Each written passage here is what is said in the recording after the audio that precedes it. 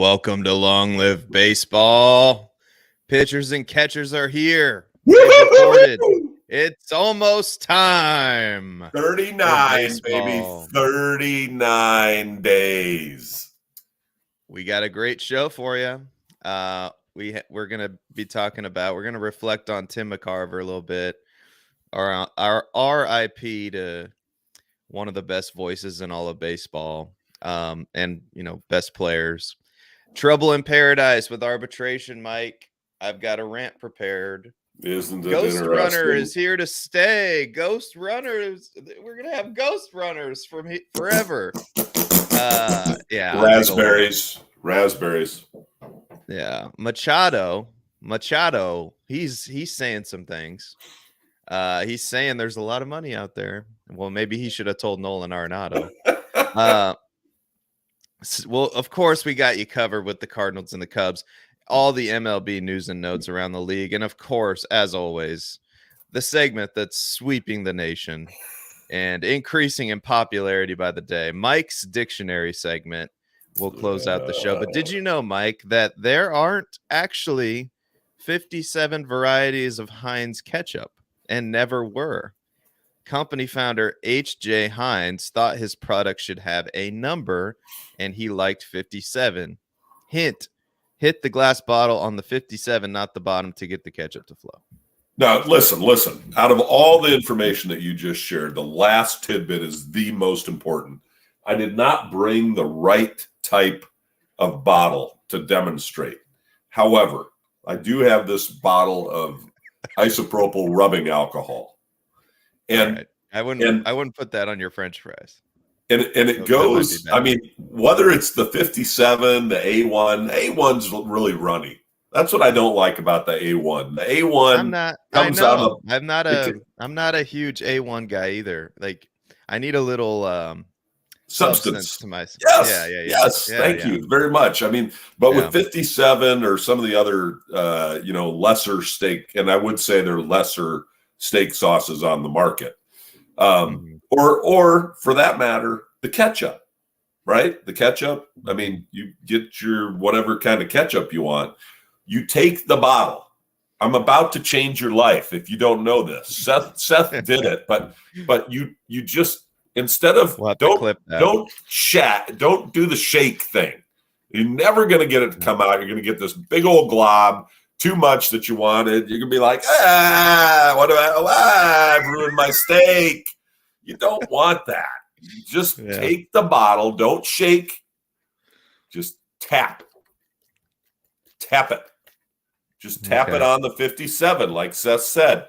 It'll start running out a nice gradual amount, and whether it's ketchup or the 57 sauce, genius.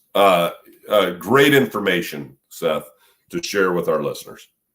Wow. Well, thank you. That's maybe the best compliment Mike Jones has ever paid me on the show. He certainly doesn't like any of my baseball analysis, that's for sure. And without question, 57 sauce is the top. And put it in the comments if you found anything better. And don't say A1 because you're a liar. If you say A1's better than 57, unsubscribe. We don't say that very often, but unsubscribe.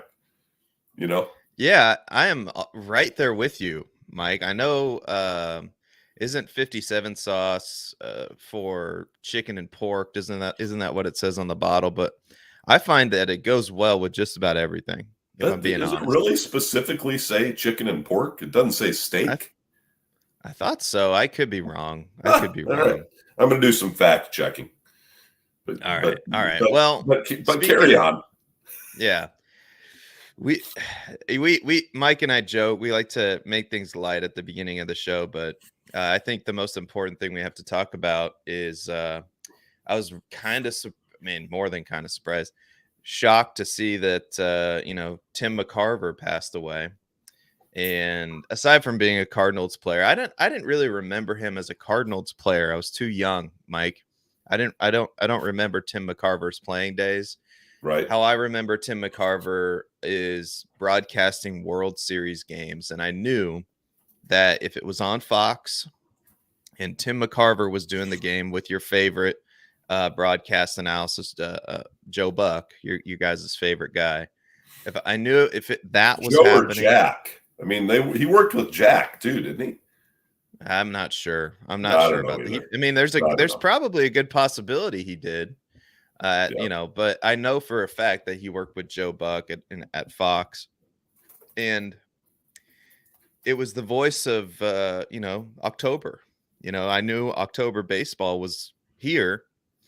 And he did a lot of those games, if memory serves. The Yankees in the '90s against, their World Series runs, and deeper into the early 2000s. I'm not sure of the exact dates, but always professional, always was able to capture the moment very, very well, and just seemed like a really, really great man and human being. And it's and I remember him more recently he did do some Cardinals uh, baseball games, and he's remembered for catching Bob Gibson. So we lost a great one, a great ambassador for the game, in Tim McCarver. And I don't know, what do you have to how do Yeah. you remember Tim McCarver, Mike? Two things I remember Tim McCarver, and I don't know if you're old enough to remember this one or not, but I'm pretty sure Tim McCarver was on the I don't know what they say, on the mic or whatever, in the press box, doing the game in San Francisco at Candlestick Park when the earthquake hit. And and that's kind of a weird memory to have, but I just remember watching that game and it wasn't like, we were watching that game because there was a team in there that I really gave a hoot about, but it was because it was baseball and it was the World Series, and all of America was watching that game, and, just he was on the call for that. And the second one, and this one's a little bit more fun, I guess, but the one that, when John Lester was on the mound, and you've got Tommy Pham over on first base. And there's all this commentary. You remember, Lester can't throw to first. Lester, Yeah. Da da da da da. He's never. And McCarver said to whoever he was broadcasting with, probably Joe Buck. He said, Lester is not going to throw over to first base. He's got a lead. He's halfway to second, and Lester is not going to throw to first base. And 2 seconds later, Lester throws to first base. They tag Pham out. So I don't know, kind of a fun one. But doing some fact checking also while listening to you there, McCarver did work with Jack Buck on two World Series, according to The Athletic, and then of course 18 years with Joe Buck. So passing to McCarver is a loss for baseball, I think. Yeah, but what a great life. No, I know. 81. I honestly, it was a surprise. I think I don't want to speculate here, but I heard it was heart failure. Was what he passed away from. So rather sudden, even though he was in his 80s. But rest in peace, Tim McCarver, and thank you for all that you did for the great game of baseball. So. Moving on, Mike. Moving on to something that, from one sad event to another, arbitration. Perhaps my least favorite thing about contract negotiations. And there's a couple of big names here. And one of them is Ryan Helsley. And I'm just going to pull up this article written by John Denton, who would know something. Right, he's a Cardinals insider.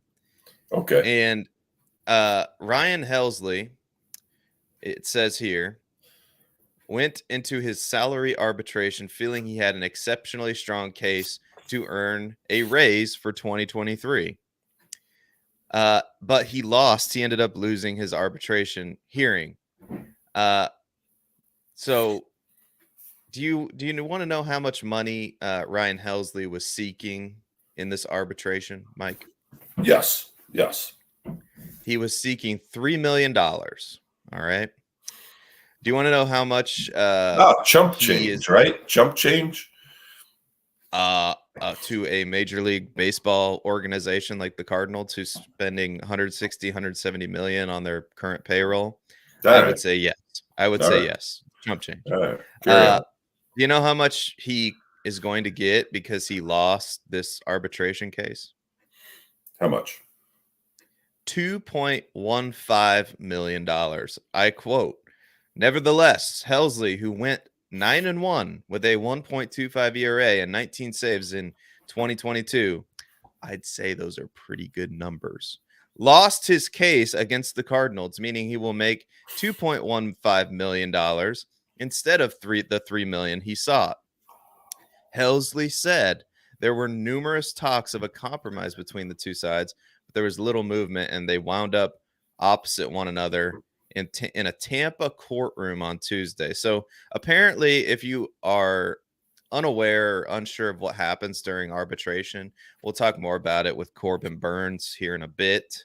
But essentially, the team you play for makes a case against you so that you do not make as much money as you should probably make. I think it's one of the craziest things that I think happens in professional sports. I think they should do away with it. I don't figure it out. I mean, the difference between $2.15 million and $3 million. This is why we're here, really. Really? He wants 3 million, and you go to the court and you say all the reasons why basically he sucks and why he didn't pitch as well as he should have and why he's not worth $3 million. I mean, can you imagine, Mike? Like, it's time for you to get a raise at whatever job you have, and your boss says, well, I don't really think you're worth that, but how about you're worth this? And you're like, that's not really even close to what I'm wanting. And then your employer says, okay, well, we'll go to court. Like, that's the next solution if we can't reach an agreement. I don't know. Somebody out there explain it to me, because I do not understand why the St. Louis Cardinals, with all of their success and having the second best attendance in the NL and great fans, cannot just give Ryan Helsley the $3 million he was looking for. And how's this a win for anybody? That's my point. How's this a win for anybody? Now, Ryan Helsley, a closer, the position that you need a strong mental fortitude to go into a game and believe that you are going to strike out 3 batters in a row and shut the door on this game.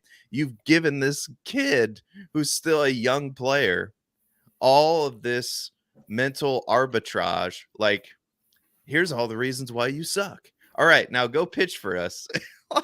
I don't get it. Tell me why I'm crazy.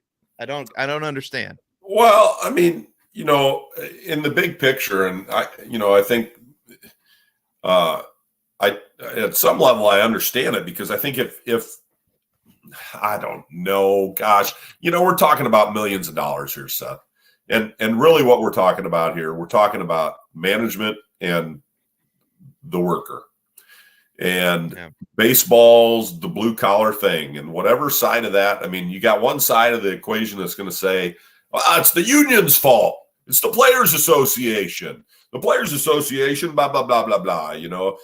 My God, they're getting how much money every year to play a game, but and that's probably the owners as well, right? I mean, because, it is a business.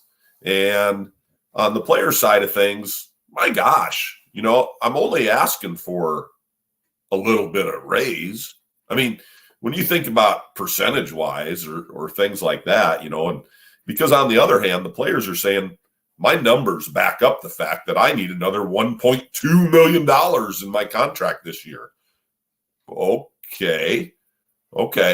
I mean, not that long ago, Ball 4 was published, and pitchers that were pitching in the World Series were asking for $20,000.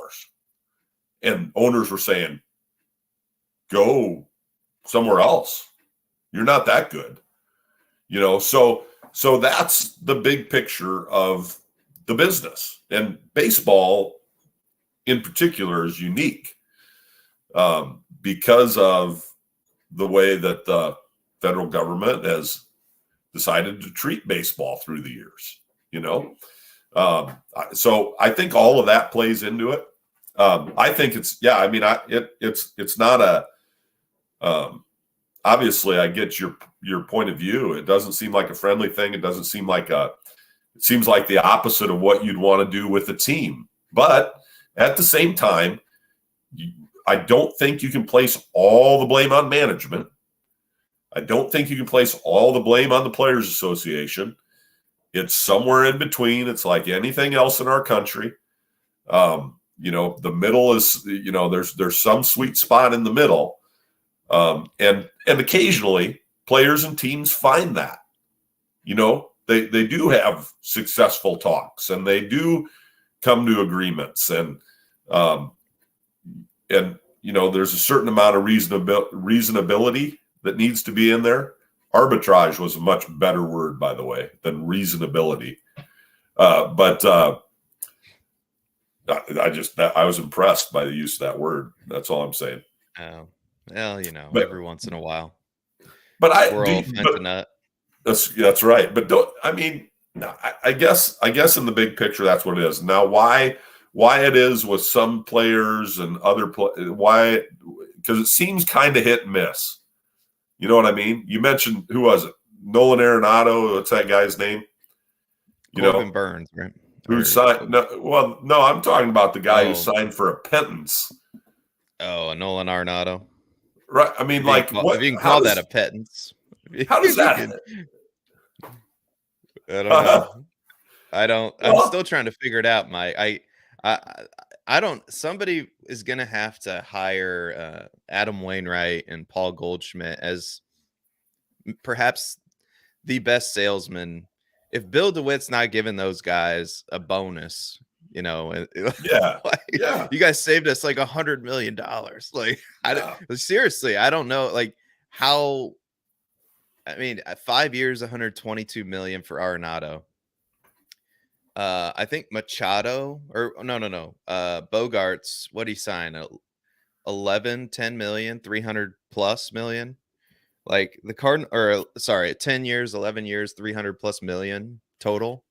Yeah. Which is all guaranteed in baseball, which the Cardinals would never have done, even for Nolan Arenado. Right. Because they never will do that. Even though I think they should have been in on Max Scherzer, but that's a whole nother rant. But it just seems like there's a better way, Mike, and maybe there isn't. I don't know. Maybe this is the best solution. I think your point is really good. I think there's probably, the truth, we get all kinds of stuff these days, clickbait, headlines, and the truth is probably somewhere in between. And I think that's a really, I think anytime, I mean, you both you and I are in public education. Mm-hmm. And so we know that the contract negotiations, all those things, they're contentious. It automatically brings contention to the table anytime you have something like that. And those things are in place for the protection of the workers, for the protection of the management, for the protection of the organizations. I mean, unfortunately, I think at some levels, you just sometimes wish we could all just get along. Yeah. Well, I think a fan who sees this, we talk from a fan's perspective, and I think this is probably and I hope many fans watch this, they think to themselves, okay, they view it from their perspective, right? So I'm a fan. I go to the ballpark. Let's say I pay $60 for a ticket. I pay $20 to park my car. I feel like I'm reading off the old MasterCard commercial. You pay $10 per beer. That's probably on the cheap end these days. You have a few of those. You have a hot dog. I mean, you see what I'm saying here? And that's one person. That's one person paying all of that, and you have thousands upon thousands of people coming into that stadium every day. And, you know, the whole totality of the picture as somebody who considers themselves a well-educated fan and knowing how the Cardinals typically do business, this feels cheap. This feels like it's right in line with a lot of the other stuff that they've done that makes me annoyed, upset. You know, I just don't get it. But at the same time, I need to be fair and consider also what you're thinking about. But I think the everyman, the everyday fan, the people that we represent here on the show look at this and go, "Oh my God. Like, are you kidding me?" With the contracts that some teams hand out, and the Cardinals are literally in court fighting over $1 million. Really? I guess you might as well just sell the team if you can't make any money off of it, which is You BS. see, You make plenty of money off of it, Mr. DeWitt, but I don't know. What do you got to say? Listen. I think that the run-of-the-mill fan, and maybe we're just different generations speaking, or I don't know, maybe we're just opposite sides of the table. I think the run-of-the-mill fan looks at a guy and goes, seriously? You're making $2.7 million to play a game, and you're going to go to a table to argue for another $0.8 million or another $1.2 million or another $5.6 million? Wait a minute. Hold on a second. Last time I checked, I worked my tail off to do what I do for a living. I think that guy, and I don't get to sit down.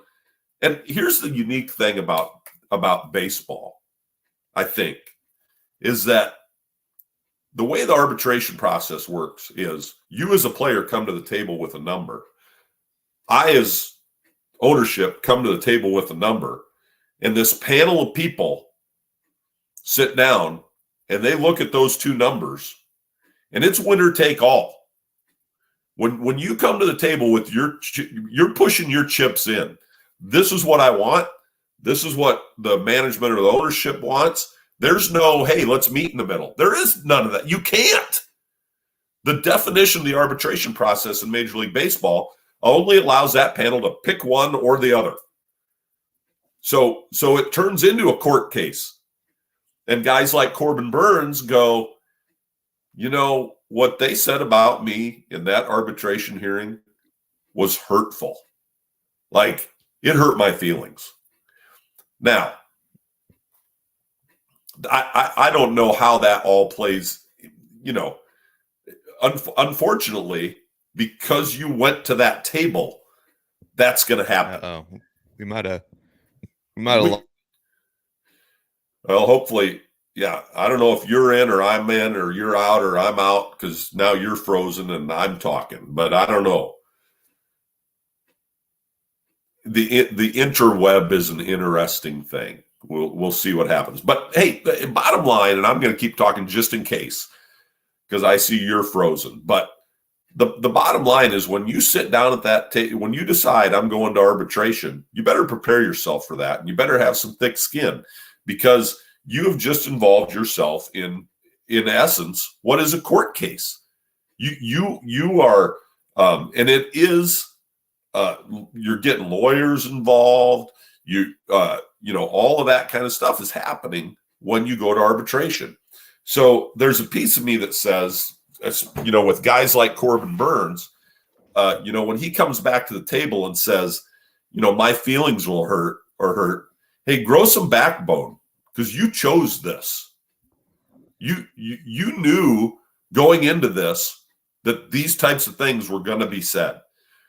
And it's going to continue to go down that road, because they're going to say, with all the analytics and the sabermetrics and all of that sort of stuff, they're going to say, well, let's look at the numbers. And we've said it on this show before. What is there? There's three kind of lies: lies, damn lies, and statistics. And they're going to make those statistics say about you as a player what they want them to say. And they've got Yeah. teams of people looking at it. And they've got teams of people examining it all year long so that when we get there, we're going to have some stuff to say. That's my take on it. I don't think it's smart from a team perspective, honestly. I mean, the Burns one is you thought Ryan Helsley's was bad. The Corbin Burns, and I'm not joking. I'm not like making this up. Okay. So Burns, it says here, quote, and I want to give Todd Rosiak from the Milwaukee Journal Sentinel credit, just like I gave John Denton credit for the other article. Article titled Corbin Burns feels disrespected by the Brewers organization, says relationship damaged after salary case. And you can find this on jsonline.com/story/sports/MLB/Brewers. So, quote, right? Burns, who was in attendance for the hearing, reportedly filed for $10.75 million, but will instead play for 2023 for the Brewers' offer of $10.01 million. So again, we're this is one of the best pitchers in all of baseball, and you potentially fracture this relationship over less than $1 million. I don't understand. I don't Hold get it. on, though. Hold on, though. Who fractured the relationship? I mean, aren't both parties responsible? We can't put it all on. Do you want good players to play for your team? Or do they just view it Sure. as, Burns is out the door anyway. Who gives a crap? I don't know. No, I think maybe they do. Maybe they do. I think teams want good players to play for their teams, but I think owners want good players to play for their teams. Of course they do. They're going to make more money. But I think that there's a little bit of I don't know. Part of it, maybe I'm just blaming it on the process. I'm not trying to take the side of ownership. I'm not trying to take the side of the play. I'm not trying to take a side in this. I'm just saying, to me, there's an interesting balance. There's a really fascinating article that I put a link to the show notes on arbitration, and it's by I think it's by a law group. Foley and Lardner sounds like a law group to me, right? And it talks about baseball arbitration, and there's some really unique portions to it. And it's some things here, obviously, I don't want to read an article to you on the show, but there's some parts of this that are very unique to me. I was just talking about evidence, figuring they bring evidence to the table or data to the table. And this article claims that actually there's very little evidence. It's just an argument. And there's very little time. It takes 1 hour. And opening statements are made by the player. The player goes first. And with rare exceptions, there's no interruptions, no objections. Both sides present, and then they have a little bit of time to put together their rebuttal. And again, the player goes first, and then there's another rebuttal, and the case is fully submitted after a half a day. And within 24 hours, there's going to be a ruling. And so, it's within the process itself, it's very contentious. Because we're going to go in there and we're just going to make arguments. We're going to argue why we believe we're worth the money. And the other side's going to argue because what's the alternative? I get this amount of money. This is my argument is that I deserve this amount of money. And the other side is going to argue, no, you don't. Yeah. Right? Yeah. And that right there leads itself to that contentious atmosphere. Yeah. I think, I get your point. I just, man, it would be real. I mean, if I were a owner, general manager, I think I would do just about whatever it took to avoid that. And maybe they do. I don't know. But it just seems like on the surface, very, very petty, very like you're going to go through this process, this very contentious process. Whenever you're in a courtroom over that, it just on the surface appears ridiculous. I'm sure, Yeah. like you mentioned. I don't know. It seems like there should be a better way, but maybe there isn't. And as you look at it one way, and maybe some fans do. Maybe some fans look at it like that and think these players, get to play a game for millions of dollars. I look at it like, who's really making the money here? It's Right. the players are doing really well. They are. But man, ownership, we're not talking millions. We're talking the St. Louis Cardinals are worth billions of dollars. And it's I don't know. It's just But Seth, here's the other side of that argument. Okay. Okay. Because listen, the Cubs in particular avoided arbitration with a number of key players this year. And so when I hear the term avoided arbitration, and because you're talking about they avoided, who's avoiding arbitration? The owners. Because in the arbitration process, if you go to arbitration, then you've got contention and you've got the possibility of having to pay more money, right?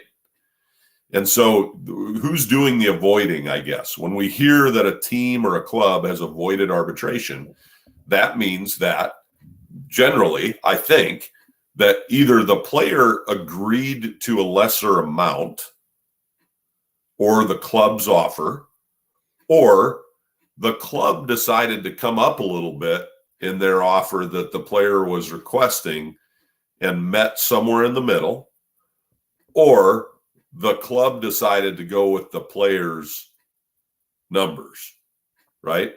I mean, how else are you going to avoid arbitration?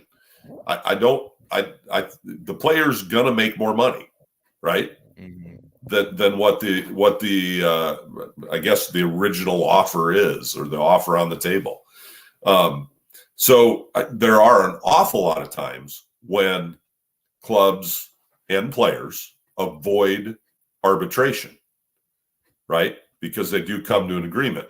And so there's that aspect of the process as well that maybe we don't talk about enough, because it'd be interesting to see how many players avoided arbitration by coming to an agreement with their club this year, or how many clubs avoided arbitration by coming to an agreement with their players this year, versus how many actual cases went to arbitration. I'd be interested in knowing that number, because that gives us a real picture of what is that like, in Major League Baseball? What kind of impact is it having? Obviously, it's, you talked about the clickbait earlier. Obviously, Corbin Burns is the big story because a reporter stuck a mic in his face and he popped off about, hey, listen, this, my feelings were hurt, and it was, and reporters just went, oh, let's run with that one because we got a story. Yeah. It's conflictual. People click, people read. Yeah. Don't see a huge story about Ian Happ, No, and I think it matters. I think these kinds of negotiations wear on a player. They stick in a player's head, and I think very similarly, and we don't have too much of this anymore because I think teams are incentivized to bring their guys up sooner rather than later, is with the Chris Bryant thing, is that they held him down in the minors, and that gave them an extra year of control, and that was the absolutely correct, smart decision for the Cubs to make. But you got to wonder if Chris Bryant, when it came time for free agency, remembered that. I don't know. Like, you're taking a risk every time you do that, right? Yeah. Did the price go up 20 more million when come free agency? Did the Cardinals just cost themselves Ryan Helsley in the future? I don't know. And I just I don't think it's ever worth that risk. That's my opinion. It's, as somebody who's never taken part in an arbitration, gosh, I wish I could take part in an arbitration as a teacher. That'd be awesome. It's like, I want $100,000, please. Well, I might lose money if that's the case. They'll probably argue like Seth Dewald doesn't do a darn thing, but I don't know. So negotiations do work differently, but hey, real quick, just because we kind of asked the question, Mark Feinsand Uh-huh. Arbitration roundup, 33 exchange figures, more than 200 arbitration eligible players, a record high, entered Friday with the hopes of settling on a contract figure for 2023. This was written on Valentine's Day, ironically. The vast majority got their wish, agreeing to a salary for the upcoming season. A total of 33 players did not come to an agreement with their club. So if my math is right, it's about 15%. Mm-hmm. Yeah. So Is that right? I think you're in the ballpark. So most Roughly. teams are viewing that as, yeah, we should do everything we can to avoid this. I would, it makes sense, at least to me. So maybe we should do a video on what is arbitration, what does it mean for your team, something like that. I think that'd be a Be good. great side show. Yeah. Yeah. Yeah. All right. Should we move on to Mike's favorite topic? The MLB announced that the ghost runner on second base, in the extra innings, is a permanent change. All right. So from USA Today, the Associated Press, starting extra innings with a runner on second base during the regular season was made a permanent rules change by Major League Baseball on Monday after 3 seasons of use during the coronavirus pandemic. Known by some as the Ghost Runner and by others as the Manfred Man. Manfred Man. The Manfred Man. Yeah, I like that a little better than the Ghost Runner. After baseball commissioner Rob Manfred, the rule was unanimously adopted by the sport's 11-person competition committee. So, Mike, how do you feel about this? All I have going through my head is like a douche revving up in the middle of the night. It's Because the you Manfred mentioned Man. Man. Because, It's the Manfred Man. And Springsteen announced a second show at Wrigley Field this summer. So there you go if you're a Springsteen fan. But yeah, I'll say it again. Listen, and I didn't read the article because I don't like it.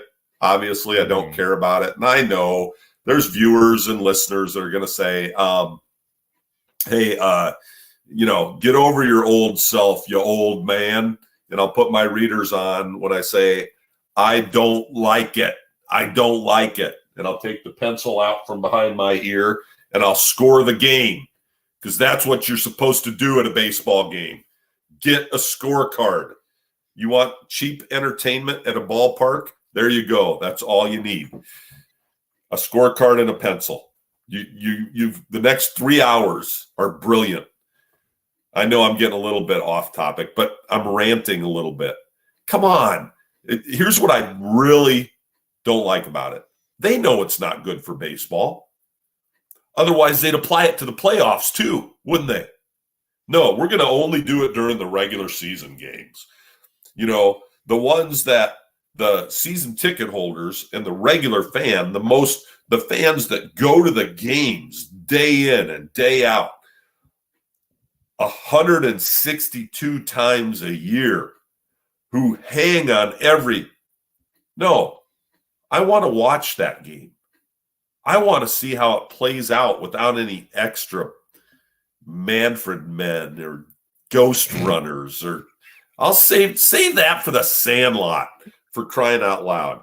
There's a reason there for the ghost runner. It's because the light's going to come on and my mom's going to be ringing the bell or hollering out the door, supper, and I got to go home. We got to put a ghost runner on second. Golly. No. And they know it's not good because they're not going to do it in the playoffs because maybe they'd sell less tickets in the playoffs if they did it because people don't like it. Now, they probably have some analytics or data that tells them differently, but they're asking the wrong people. There, I'm done. Yeah, it's they're robbing us of free baseball, So I don't. We've talked about this many times on the show, and I don't really understand because maybe the only way it makes sense is for television ratings, Mike, is but I don't know one That's what person drives it. who goes to the game and is like, oh no, you know what's occurred on the field. It's a tie ball game going into the ninth. I hope it doesn't go into extra innings. First off, if you need to go, if you haven't cleared the day for baseball, you're making a mistake in the first place. If you have some kind of tight schedule to adhere to, you've made a mistake. And the only exception I'll make is for travel plans. If this is your, day going home day, then that's another thing and you got a train to catch or whatever. I understand. But if you are going to a baseball game, you've already planned like 3 or 4 hours, right, of your day devoted to this baseball game minimum. What's the difference between an extra however long it takes for extra innings? And sometimes, Mike, and I would like to know this, how many times have you seen it? Oh boy, we're strapped in for some free baseball, and then the bottom of the 10th comes around, and boom, home run, game over. There's way more many occurrences of that happening than the 16, 17, 18 inning game, I think. And I know all the arguments on the other side, but the pitching, you gotta be concerned about pitchers. It's like, no. They know what they sign up for. This is baseball, man. Like, just have Aaron Miles pitch if it comes to that. Like, these are the things. Everybody has an equal chance of this happening. And now it's perhaps some people think it's going to be more exciting. I'm not going to be one of those people. I think it's just as exciting without the runner. So I don't think you're going to gain any fans, and I think you have the potential of losing some based on this rule. So I don't like it either. But I'm a traditionalist, just in the same way as Mike is a traditionalist. Don't like the ghost runner on second, and I agree. If they start doing this in the playoffs, so basically what they're saying is like, we just got to get all these regular season games in, and just get them over with and move on to the next day and blah blah blah. But for Mike and I, guys who hang on every pitch and think every game's important, because these races come down to a couple games and the difference between winning in the division and making a wild card and getting the 1 or 2 seed. And the Cardinals haven't done that the past few years, which is potentially why they've been eliminated so quick. It doesn't come down to an extra game or two, blah blah blah. Like it does every year. And with the ghost runner, the strategy is completely different, and I don't like it either. I don't. Listen, first of all, the reason the Cardinals have bowed out early is because they suck. The second thing is, good Lord, the reason the Cubs haven't even made the playoffs is because they suck even more than the Cardinals do. So the second thing is this arbitration? Are we arbitrating? Arbitration. I wonder. You know what I'm going to try to do, and this is behind the scenes look, is I need to get a better editing software so I can edit our heated debates. I was trying to, and just put those clips on the show. I'm trying to break the show into smaller clips so people can watch us. They could just watch us go debate each other with all this Cardinals versus Cubs.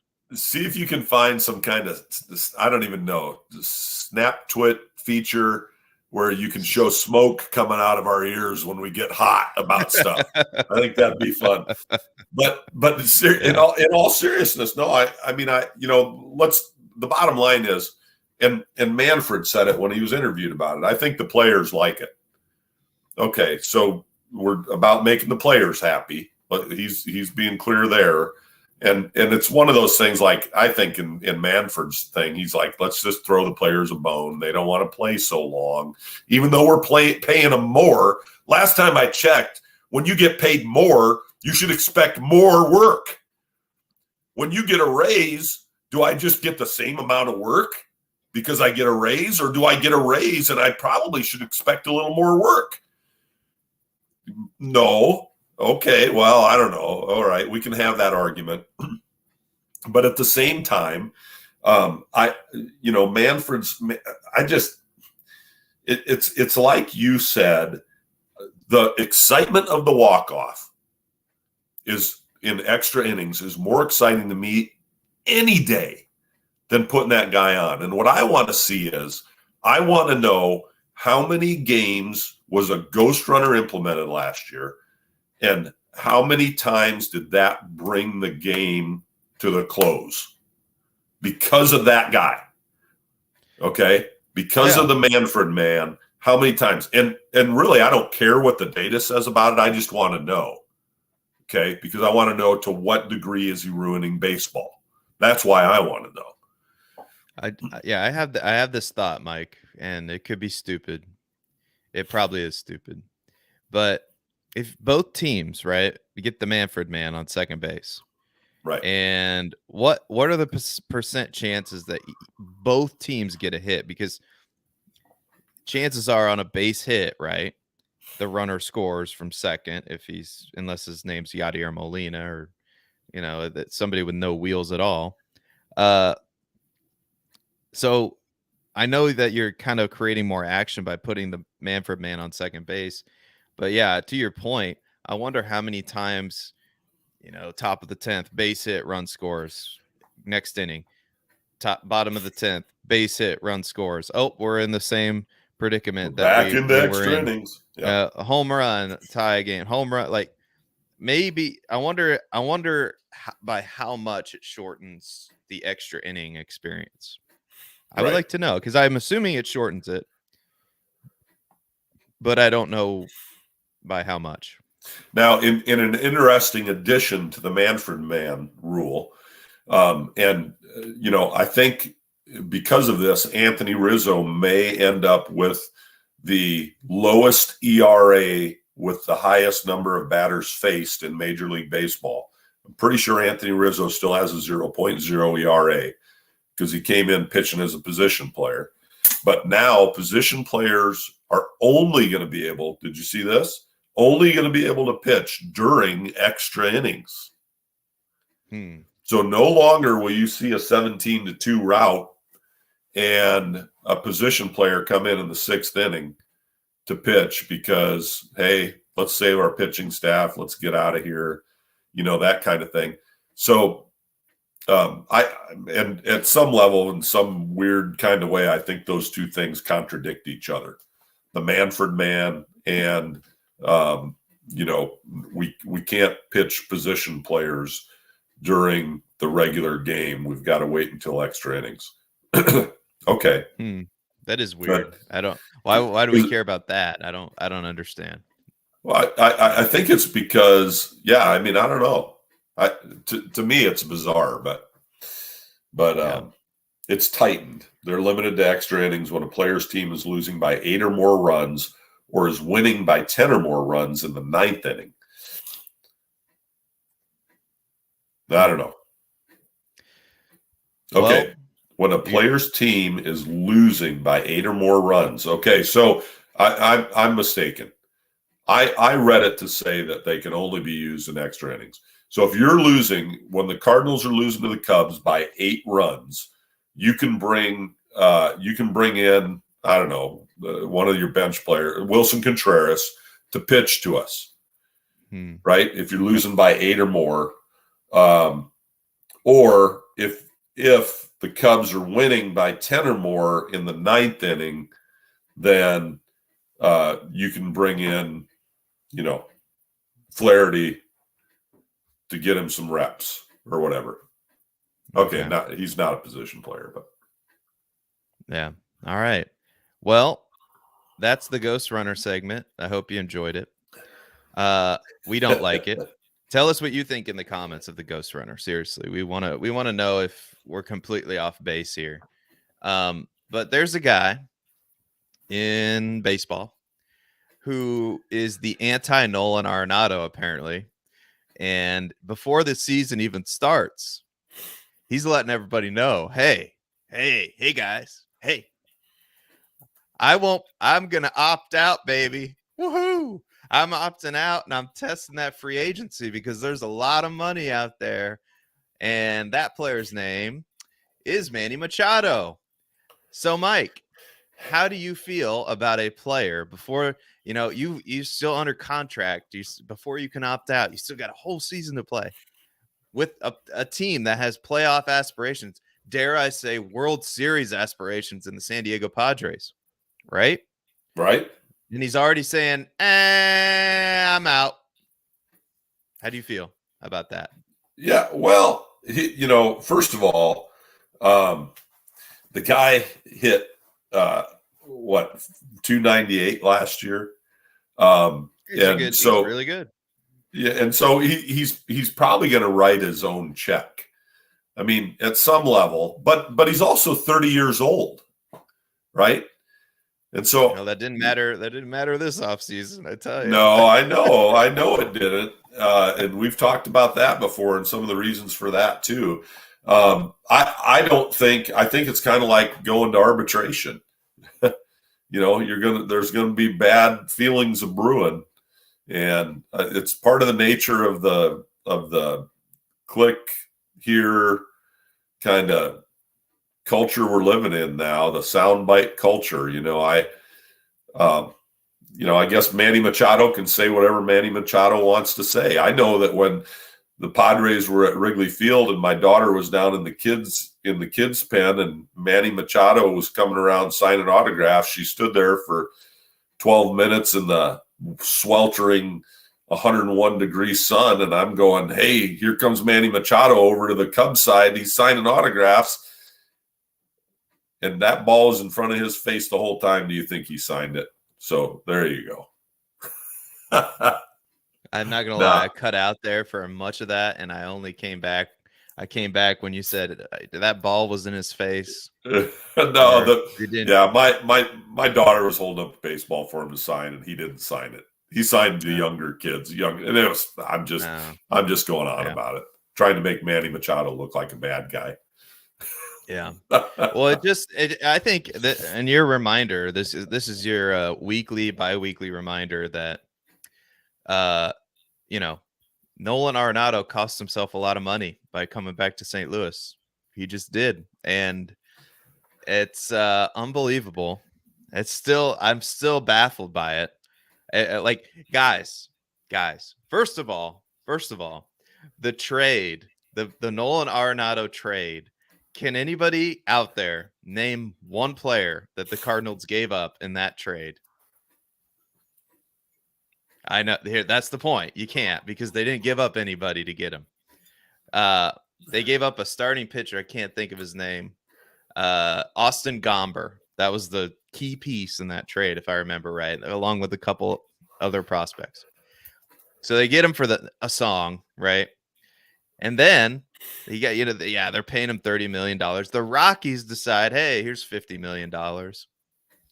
And then in the year of the 10-year, $300 million contract, Nolan Arenado opts into the 5-year, $122 million, which is still a lot of money. It's not, not saying it isn't, but he opts in. And this is your weekly, bi-weekly reminder that somehow the Cardinals pulled this off. I don't know how they did it, but it's unbelievable. And you have players like Manny Machado out there who, before the season even starts, there's a lot of money out there, so you bet your bottom dollar I'm going to be testing free agency. It's just kind of crazy to me. I don't know why you would say this if you're him. Like, I think you got to be focused on this season. That's the move. That's the move. So if I were him, Manny, you got to hire me on your consulting team. I'm right here. All you had to say was this. Okay, this is it. This is all you had to say. You know what? I'm not too worried about free agency, or I'm worried about this season, and I'm worried about making the San Diego Padres a championship team this season. And that's where all my focus and energy is. And when that time comes, you'll know. And let's go have a great season. Yeah. You do not say, oh, yeah, baby, I'm already counting my money. Give me that payday. I am out of here. See ya. Woo! Give me that payday. I'm out. I'm gone. I'm opting out. The Padres better come back with that armored truck full of money in order to keep me around. I thought you were going to say, I do not care at all about this season. I don't care at all. All I care about is getting paid, baby. Woo! Yeah, I thought you were going to say arbitration truck, not armored truck. He's not going to have to go to arbitration. He'll be. I mean, listen, he'll have 5 or 6 teams. The Yankees will probably get him or something. But there's all sorts of political aspects to all of this too. It's like the Corbin Burns thing, the Manny Machado thing, the soundbite thing. They hurt my feelings, and I'm out of here, baby. Because if San Diego wants to keep Manny Machado around, they know where he stands. I mean, I'm sure that guy's going to come to the ballpark every day this year. He'll probably tear it up. He'll probably hit over 300. Because he's going to give them argument for why they need to keep him around in San Diego, because if there's a lot of money out there. So San Diego, if you want to keep me around, you better be prepared to spend a lot of money because I got options, baby. I mean, that's the other way to look at it, right? Michael Gomber, by the way. Austin Gomber. I'm sorry. Austin Gomber, by the way, was 7-3 for the Cardinals in 2018 and 2020 combined. His last ERA in 2020 was a 1.86 ERA, but it was in limited appearances, obviously. He was only 1-1 that year. He moved to Colorado, where his ERA ballooned to a 4.53 and a 5.56 in the next 2 years. Steamer has him projected for a 5.18 ERA this year, but could he potentially? But he's in Colorado. Let's not forget. The balls are lighter up there, or something they say. But could that be a guy that could be held? And he's only 26 years old, and I think he's on tap. Let me look here just to be sure. Nope, he's 29 years old, and he is arbitration eligible in 2024. He becomes a free agent in 2026. So they've got him for a little bit of time. Could that be the missing piece, the missing pitcher, the guy in the rotation that the Cardinals could be using right now to fill some of the gaps? Listen, Nolan Arenado, there's not enough guys like him. What did I just listen to? I don't. What was that? What are you talking about? Can I read you the trade? Can I read you the trade? Well, wasn't it Austin Gomber who they traded for? Yeah, so the Rockies, we know what the Rockies gave up. The Rockies gave up I can't believe I'm having to do this. The Rockies gave up Nolan Arenado and approximately $51 million. Although I don't know why there's an approximately. They did give up $51 million. So they gave up $51 million. The Cardinals traded Austin Gomber, Mateo Gil, infielder. Sorry, the guy who called me a walking dictionary, hooked on phonics lesson. Thank you for the comments. Elihuris Montero, another infielder. Tony Loci, like Bruce Bochy, right-handed pitcher, and Jake Sommers. So that was the package that the Cardinals gave up for the best third baseman in all of baseball. And they got $51 million. And Mike Jones is sitting here telling me that, well, maybe the Cardinals gave up the missing piece to their rotation. I didn't say that. I said he probably could have helped the Cardinals. All I'm saying is, listen, I know the Cardinals got the better end of the shtick there. I get it. All right. Okay. But here's the bottom line in the argument. And I'm not making an argument really. I just was interested in seeing what Gomber's stats were because you mentioned him. But you know, and you're always bemoaning the fact that the Cardinals don't have any pitching. So I mean, you gave up a 6'5", 220-pound lefty, you know, which those guys are kind of premium. You know what I mean?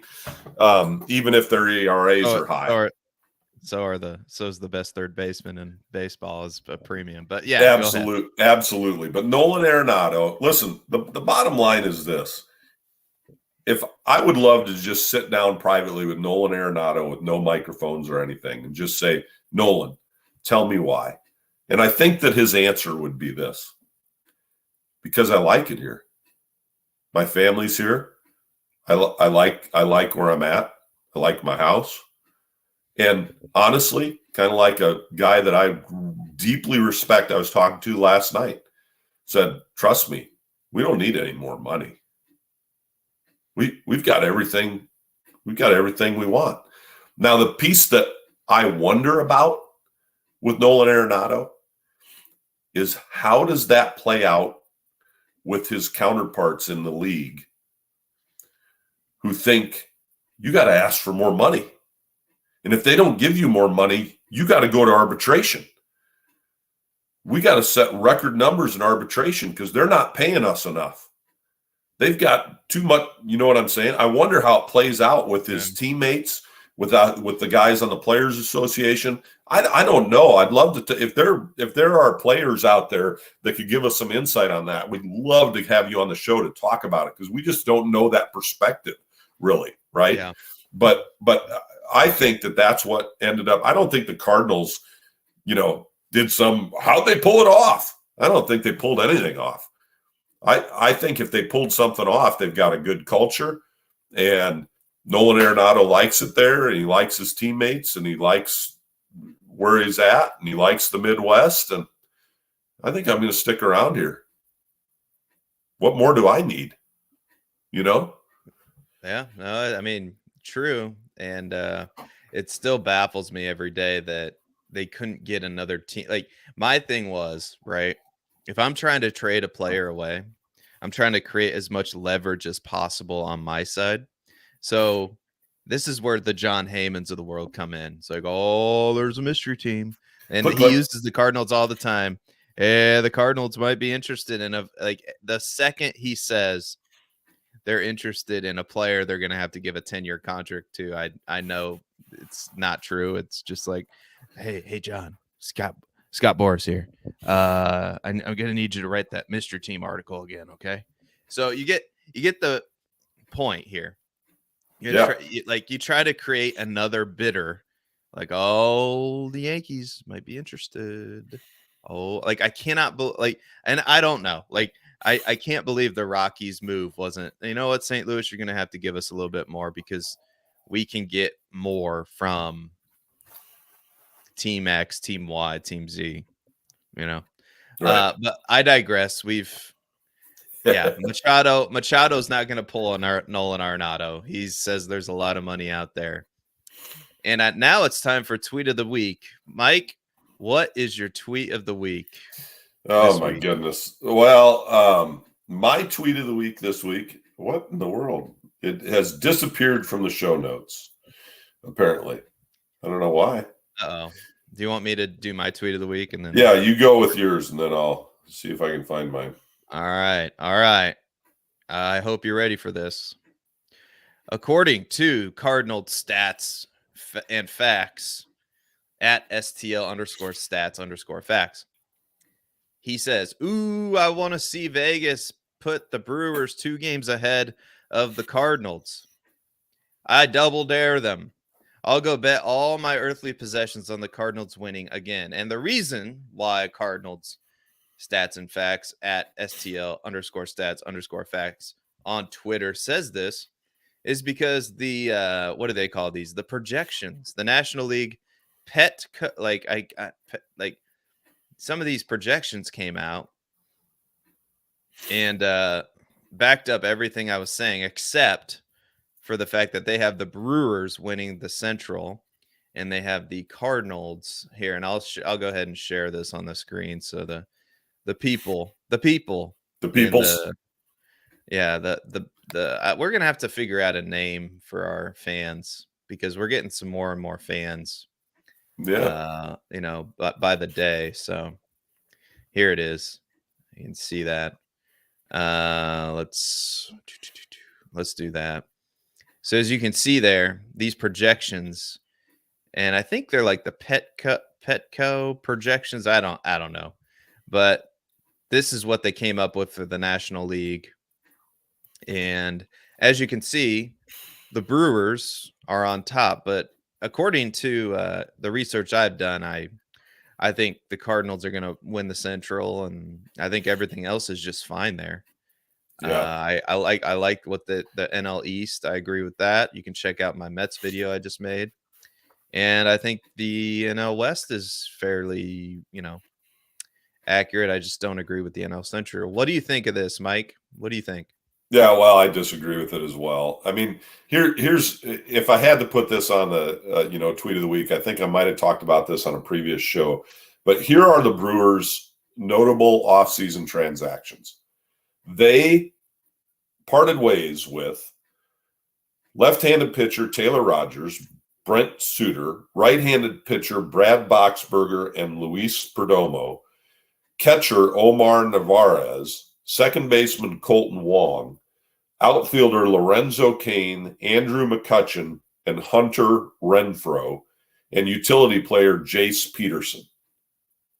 Okay, that's who they parted ways with. They brought in right-handed pitcher Jansen Junk, which is a great name for a pitcher, by the way. And I don't know what just happened to my data here, but it disappeared on me. So, but to me, there's a lot of guys that they got rid of that were contributing members to their club. I mean, there's a lot of big name players that they just parted ways with. Here we go. Here are the other additions. Left-handed pitchers Adam Samarnaris. I can't say that one. This is one big hooked on phonics lesson, Mike. Seminaris. I'm sorry. Seminaris. There you go. There we go. Catcher Peyton Henry. Infielder Abraham Toro. Outfielder Jesse Winker.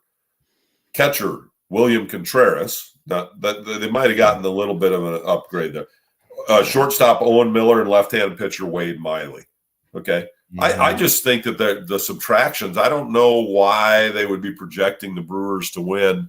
And what do they have them for game-wise? I can't quite – 88 games. Yeah, well, if you watched my it's not out there yet, but when you see the Cubs preview when it comes out, you will have to check what I have for a prediction for the National League Central.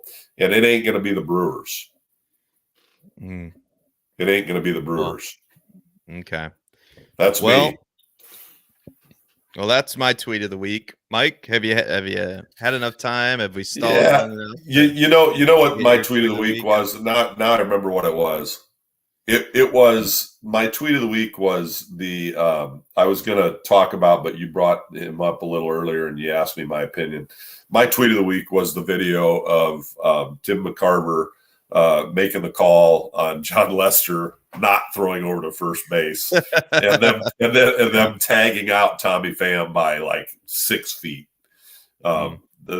Just watching that again made me laugh and smile, and I need a lot of laughter and smiling in my life right now.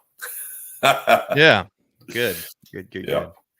All right, moving on to Cardinals and Cubs news. I'll start. Scott Rowland officially chose the Cardinals to be on his Hall of Fame plaque. So good choice, Scott. I know there was a lot of speculation as to, if technically the Phillies drafted him, but he said in reportedly he said that, the Cardinals, his time with the Cardinals was some of the more significant time in his career. The World Series championship win obviously was in there. And in 2006, and they made it to a World Series in 2004, in large part because of him. He's a big part of those teams. So it's good for me. It does my soul good to see that Scott Rowland chose the Cardinals to be on his Hall of Fame plaque. And another player, and we might have to do a profile, maybe some player profilers on some of these Cardinals prospects that are coming up. But I think the Cardinals have a couple of prospects that they can be very, very excited about. We've talked about Jordan Walker on this show before, but another moment I saw on Twitter, and I think this was it. Yeah, in fact, I'm 98% sure, is that Ozzie Smith was down at spring training, and Ozzie Smith met the shortstop prospect that many consider, and I consider, the shortstop of the future for the Cardinals, Mason Wynn. And he looks like the real deal. And I have a couple of YouTube videos linked in the show sheets of just his, not only his offensive play, which I think is very impressive, but he has a cannon from the shortstop position, and it's remarkable to watch. You can just see the talent pop off the screen.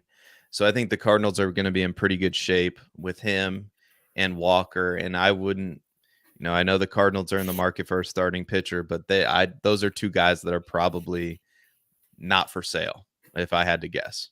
And they have a lot of other prospects they could trade if they so desire. But a shortstop like him, that looks like him, and a power hitting, outfielder like Jordan Walker are two guys that you probably don't give up in a trade. So the future's bright, the present's great, but the future's bright as well for the Cardinals.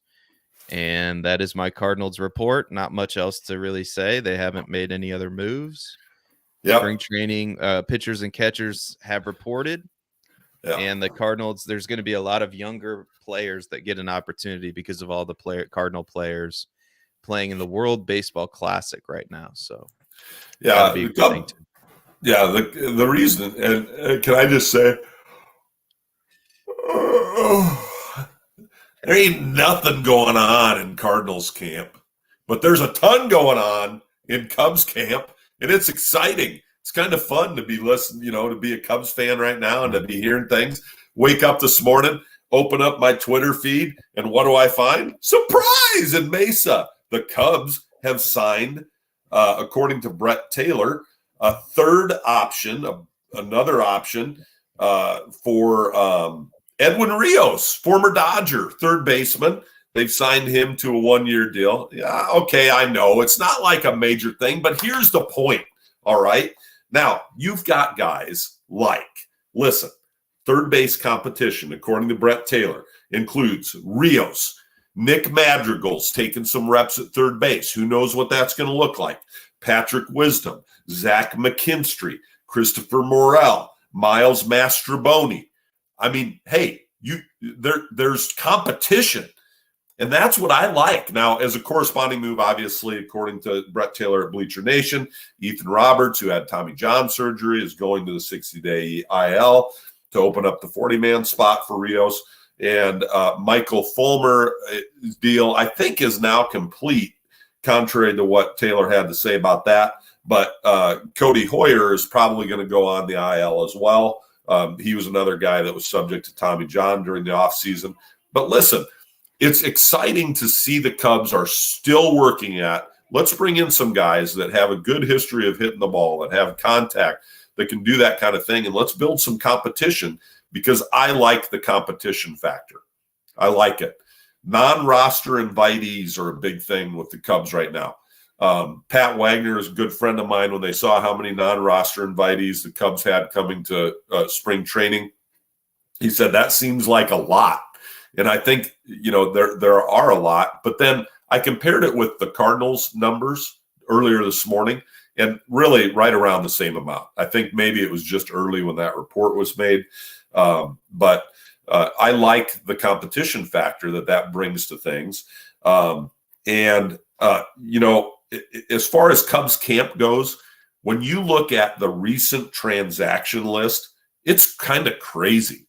Like, and a lot of it says non-roster left-handed pitcher Brendan Little to spring training, Ben Leeper, Cam Sanders, Bailey Horn, Jonathan Peraza, Chase Stump, second baseman, Bryce Wyndham, Matt Mervis, Denise Correa. I mean, you look at all the transactions on the transactions page recently, and it's really interesting to me. Going back, that was February's transactions. Going back into January, guys like Tyler Duffy, Mark Leiter Jr., Jordan Holloway, Manny Rodriguez, Anthony Kay. There's just a lot happening at Cubs camp, and I think it's exciting. That's the bottom line for that. What else? What else? In Cubs land. Oh, now come on. What'd you say? Let's see. We got a couple prospects, and the number 4 prospect in all of baseball. But you just kind of said it like, yeah, that's all we got going on. Hey, Ian Happ. He's staying involved. All the arbitration talk that we talked about, we avoided arbitration with him. Who knew he was going to be the guy that would stick around? And I think Ian Happ likes it in left field, talking to Bleacher Jeff out there. And I think he's got a booming coffee business. And he's kind of like the Nolan Arenado. He's kind of like the Nolan Arenado of Chicago. Bleacher Jeff. You don't know Bleacher Jeff? Come on. Okay, you're gonna have to meet Bleacher Jeff. You should follow him on Twitter. He's a great follow on Twitter. I'm looking him up right now. Works at the Nisei Lounge. He was in the Cubs hype video, for crying out loud. He's got, I don't know, he may be one of the only guys that has a reserved seat in the bleachers during the regular season at Wrigley Field. It's a single seat, so I don't know if he's lonely or not, but I'd love to get a like and a follow by Bleacher Jeff on our podcast and our YouTube channel. Okay. He's got possibly. All right, I'm looking at him right now. So, yeah. Okay. He's got some flow. I can't.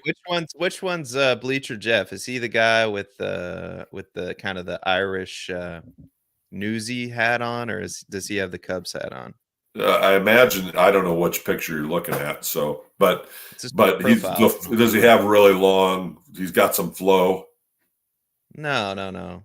Yeah, it doesn't look like it in this picture. Oh, what are you on Twitter? On the Twitter. Yeah, you're on the Twitter. Tweets. Yeah, I don't know. Is that like a profile pic or what? Yeah. Here. Hold on. You're gonna put it up. We got the technology here. Let's see. Let me see the picture. The technology. This doesn't go well for the great. This is great radio for everyone who's listening. Just so we know here. There it is. Bleacher Jeff. Oh, yeah. There you go. Yeah. Look at the video. Go down. Scroll down there. Watch the video. Which there. Video? This one? Yeah, right here. Says. So there's Ian Happ. Ian Happ even mentions Bleacher Jeff in this video, if I'm not mistaken. Okay. Wow. Is that a catch by Bleacher Jeff? That was there he is. There's Bleacher Jeff taking a bow. Yep. All right. Why did we start talking about Bleacher Jeff for? Well, your reporting was so boring that we had to I had to find the most exciting part of it, and the most exciting part of it was Bleacher Jeff. And boy, oh boy, was I right. I was right on the money. That was not that. Hey, catch, at least that catch and he had to bend. He had to. For those of you listening to the podcast, first of all, thank you for listening. And you're in an hour 20. You must be you must be a pretty dedicated fan. And we're gonna let us know what you want to be called. What are fans of Long Live Baseball? What should they be called? I don't know. This is a great question. Mike, are you pouring yourself a cocktail this early in the morning? I am pouring myself another cup of coffee. You might be able to see the steam coming off the coffee. I don't know. Is that what that is? It looks like a cocktail shaker. Well, and that's what everybody says, and I carry my coffee in it because it's very insulated. And thank you for interrupting my segment of the show, by the way, with your blathering about what are we going to name our fans and Bleacher Jeff. Seth Dewald, I challenge you right now to name one other Cardinals fan who will be at Busch Stadium almost every home game this year? Name them. Nope, you can't. I knew it. So Ian Happ, going back to what my segment was about, Ian Happ is staying involved in any extension talks with the Cubs. I hope we see that we extend Hapster. I would like to see it. And finally, when you're going to talk about prospects, all right, you're talking about prospects. Mm-hmm. 2 Cubs showed up on a list by Baseball America of 10 prospects who could break out in their full season debut this year. Okay? This is interesting to me because you would think that we'd be talking about guys like Pete Crow Armstrong, Matt Mervis. I could probably go on and on with the list. But the 2 guys that Baseball America say could break out in their full season debut this year, Christian Hernandez. Have you heard that name? Not a name that I think I've mentioned or even mentioned in my preview. He's a young prospect, showed some flashes of his talent this past summer in rookie-level Arizona Complex League. He strikes out too much, according to this article by Brett Taylor, like at a pretty considerable rate. But Baseball America seems to think that he could potentially break out. And then the other piece that they talk about, another player that they talk about, is a pitcher, Cade Horton. Have you heard that name? I have not. All right. So, he had 53.2 innings in 2022 with Oklahoma, and he was kind of shined in the postseason for them, you might remember.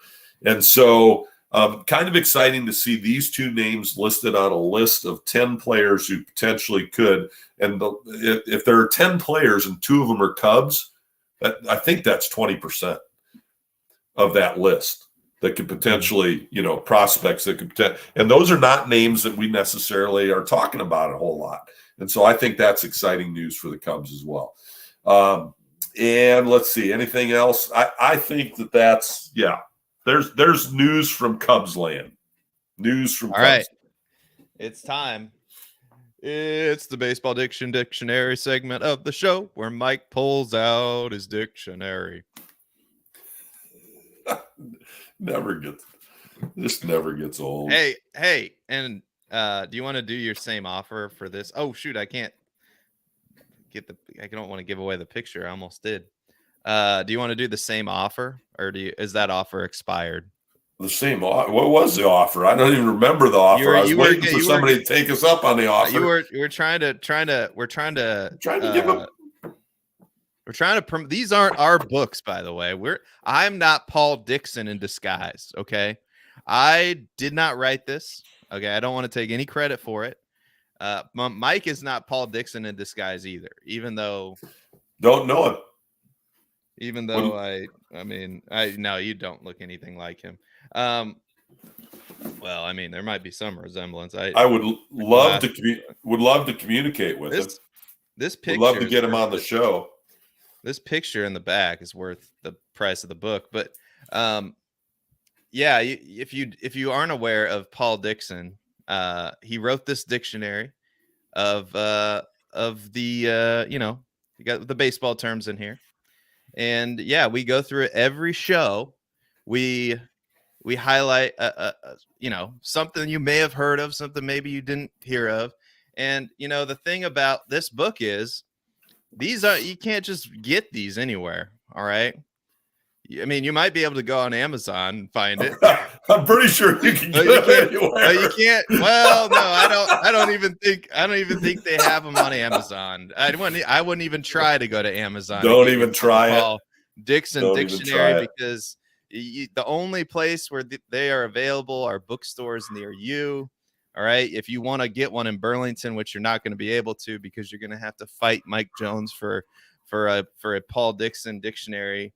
He's going to be at the store earlier than you can be there, and he's going to fight you. You're going to have to fight Mike Jones for this book. You're going to have to commit crimes, like I've already said, to get yourself one of these copies. And I'm not being sarcastic at all. I'm being 100% factual. That's how rare these are. And this is how good this book is. So you get off your butt, go to a bookstore, and pick up a copy of the Dixon Baseball Dictionary, 3rd edition. There you go. Now, I think that the offer, I asked you, you never did say what the offer was. I think we were going to give away, we were going to send a free copy of this book to one of our LLBers. Oh, it might be Meet the Mets fan. He says they're on Amazon for $17.39. Wow. All right. Well, Anyway. Yeah, the Mets suck. Hey, sorry. we got a viewer, and but now he's gone. You knew that was coming. Are you signing Machado next year? That's what I want to know. So anyway, yeah, they are on Amazon. Probably. But listen, seriously, Mets fan, this is a great book to have. For example, yeah, don't worry, the Cubs suck too. So listen, on page 395, we're in the H's. We're in the H's. 395. And even though the Mets fan was the guy who piped in, we want to know, I wish there was a Philly fan on here, because have you ever heard of half ball? Half ball. Ooh, half ball. What's half ball? Half ball is a variation of baseball played in the Philadelphia streets or schoolyards using a hollow rubber ball cut in half and a baseball bat sewn lengthwise in half. The handle remained whole. The pitcher flicks the spinning diving ball underhand. Sanker's going to sank. And the batter's hit is determined by the distance of the hit. There's no base running. If a grounder is stopped, even if not cleanly, it's an out. Fielders are more like goalies than catchers. Some games are played from one street curb to another, and the softness of the ball keeps it in play. No balls hit over the roof of a building. Also called half rubber. This reminds me, so like this had to have started, I'm guessing, because some baseball got ruined and they had to like cut it in half. I think that this started because some old crotchety man with reader's glasses walked out after a kid hit a baseball through his window and said, "You meddling kids, you're going to stop playing baseball in the streets."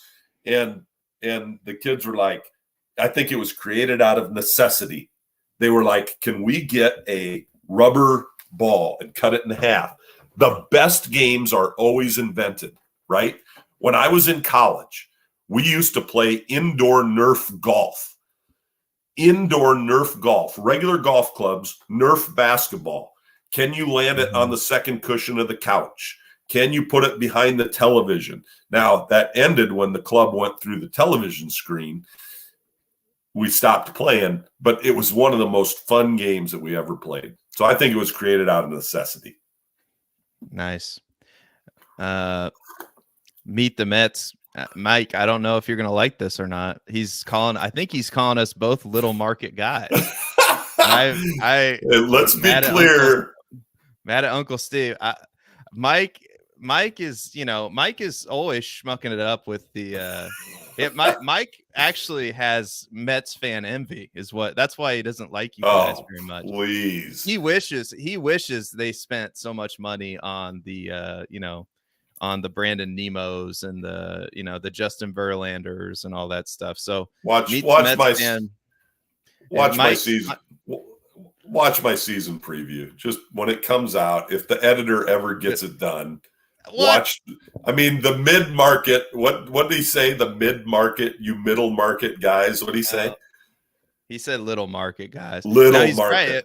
St. Louis is not a big market. Yeah, right. He says enjoy Pete Crow though. Oh yeah, thank you for that. Crow. By the way, woo! He's got some defense, baby. Ooh. Yeah. Anyway, appreciate you on the show. Meet the Mets, man. So he was a big fan of the Pete Crow Armstrong. Made my heart apparently, happy. who's now in the Cubs farm system, and who knows, maybe something will happen. But here's what I want to know from Meet the Mets. Has he ever played half ball or half rubber? I mean, he's kind of out there on the. I mean, Philadelphia is out on the East Coast, kind of. Yeah. So I don't know. Maybe I'm assuming he lives out there. So anyway, that's about it for us on this show as a Mike's Dictionary segment, brought to you by Paul Dixon's Baseball Dictionary, 3rd edition. Again, you cannot find. If we learned anything from this show, it's the fact that these are rare books. You definitely can't find them on Amazon. So I don't care what Meet the Mets fan says. Seth, what was my offer last week? Do you remember? I mean, I know we were going to buy. I think you're going to buy somebody. Listen, meet the Mets fan. Put your, I don't know how you get us. Your email us, like I don't know how we do it. Tweet us, but message us, and you'll have this book coming your way. In the comments, it was just like the first person to comment or something. Yeah, I think their mailing address. Yeah, so if you want to DM us, Meet the Mets fan, don't buy it. All right. Mike will buy it from a local bookstore, I think. That's right. Burlington by the Book, one of our sponsors. Well, not officially. That's an unofficial sponsorship. Yeah. Burlington. I don't know how does it work legally if we claim sponsorship and this company doesn't want anything to do with us. We go to arbitration. How does that work? We go to arbitration. Well, let's hope not. We might be losing money if we go to arbitration. All right. Well, Meet the Mets fan. If you DM us, Mike or I, our Twitter handles are on the screen there. You could leave I wouldn't leave your personal information in the comments section. That's probably not going to turn out well for you. But in a private message, if you reach out to Mike or myself, we'll get you a book. All right. That is it for us. Nobody's going to look at his personal information in the comments of our show. We don't want him, getting. I mean, our millions of fans across the world are just. They probably want to know who Meet the Mets fan is. Paul Dixon will show up. It's like you're the guy. Hey, can I officially end the show prematurely with this though? 57 sauce adds zest to chicken, steak, and pork, according to the bottle. So I was wrong. I'm sorry. Usually are. Those middle market team guys are usually wrong. Mid-range market. Oh my God. Yeah. All right. Well, that is it for us. Thank you for watching. Thank you for tuning in. Don't forget to download the podcast. You can also download the podcast. It's on Spotify. So you can do that. Follow us on Twitter. Follow the show on Twitter at Long Live Baseball with 1 L. I'm not sure why Mike Jones can't spell, but he can't. So for Mike, myself, that is the show. Long Live Baseball. I don't care what Rob Manfred tries to do. He's never going to ruin baseball for me. He might ruin it for Mike. I don't know. But that is it for us. Thank you so much for watching. Go Cardinals. Let's go Cubs. See you next time, everybody. Bye-bye.